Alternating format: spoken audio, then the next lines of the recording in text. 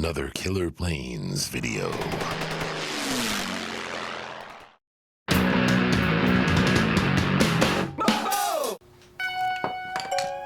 When things are in balance, it is good.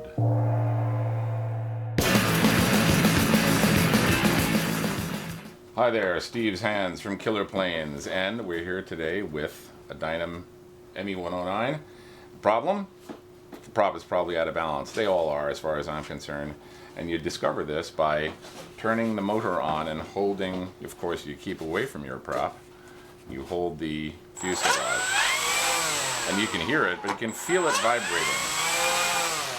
So what we do, if you come from the front, you can stop one of these like that because it has this huge nose. What we do is to start testing the balance by putting a weight on each blade. And for a weight, we use a small piece of duct tape. You get the good kind, which is made by Scotch. There's probably some others. It's got to be nice and smooth, good fabric. It's very sticky. And you always want to cut it with scissors so that you don't present a ragged edge to the wind, which likes to get caught.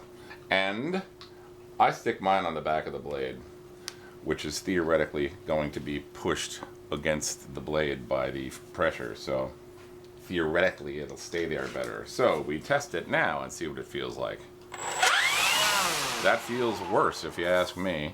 So I'm going to take said weight and move it around one blade at a time. I don't use a big piece of tape because it's amazing how small of a weight you need. No, that's even worse. So let's try it on the next blade. There's only 3 blades on this one, so it's got to be one of them or between 2 of them. Okay, so that's pretty good. So I would say that it's going to be to this side of this blade because this was even better over here and this one's pretty good over here. So what we want to do is to make marks. First of all, you make a mark on your spinner where the blades are, something that you can see. I can see red marker on black plastic. So there's the blades, and then you also make a mark on the spinner that crosses the front and back so that you know that this mark matches up. When you put this spinner back on, that's going to match up there. So I've determined which blade I want to have weight on. It's these 2, this one a little more than this one, which means that I'm going to put a weight on the spinner in between those 2 blades and closer to this one. Let's prep the duct tape by cutting a strip so that my strips have cut edges. You don't want to rip your tape weights because they will get caught by the breeze and pulled off. So make a habit of cutting your tape weights. And I'm going to put a piece on the spinner, like so. Alright, so I've taken it off the blade. Now I'm putting it on the spinner. And we test it out. That feels pretty good. But I'll bet I can make it feel better by just putting a little more on. Let's try 2 strips. See what that feels like. That is beautiful. From experience, I already know that putting a 3rd strip on is going to make this feel worse, and that's pretty much it. Everything vibrates a little bit, but this feels really smooth now. You can probably hear the difference too. So that's prop, spinner, everything balanced. So now we mark the spinner and the prop. So now we know that this blade goes here on the back of the spinner, and we've marked the spinner back and front, so we know that this little red mark matches up when we put the spinner back on. And we've marked where we put our tape just for the heck of it, and I'm going to take this tape weight and put it on the inside of the spinner. Bingo. So all I got to do is pull this screw out on this one. So I got everything marked. I took my screw out, and I will take my tape and transfer it to the inside of the spinner in the same place, which is right there.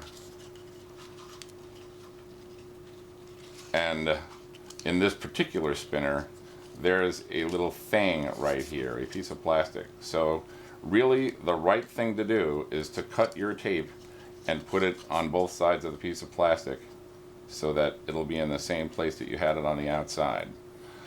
I'm lazy, and I'm going to just cheat it to one side a little bit because I know it's going to be pretty darn good right there. So there it is. I tape it on the inside. I'm going to put my spinner back where it was by lining up the marks. First, I got to line up the blades, Steve. I've already dumped my screw, but I happen to be working over a towel, so the screw fell right there and stayed there. How amazing. I happen to have a magnetic screwdriver that works quite well, thank you. Let's test it to see if there's actually a screw in a hole. Yes, there is. Okay, so I'm going to keep screwing that in. Oh, there it is. So now I have my spinner on, it's balanced, and let's test it out. Oh yeah, that feels beautiful. So we are ready to go. And that is how you balance a spinner and prop together. You can do this on almost any spinner. Almost all of them are made this way, hollow plastic, so you can put a tape weight on the outside and then transfer it to the inside. Just mark everything where it goes because you want your prop back in the same place, in the back of your spinner, in the front of your spinner. You want everything back in the same place that it was before, and then it'll work for you. Signing off, Steve from Killer Planes.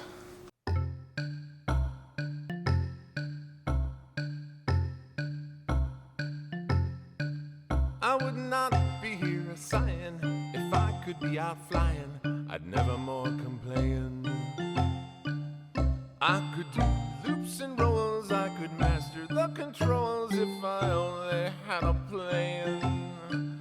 I would find with stick and rudder a joy that's like no other, like flowers loving rain. I would be really happy, I would never feel crappy if I only had a plan. Oh, I could tell you why there's air up in the sky.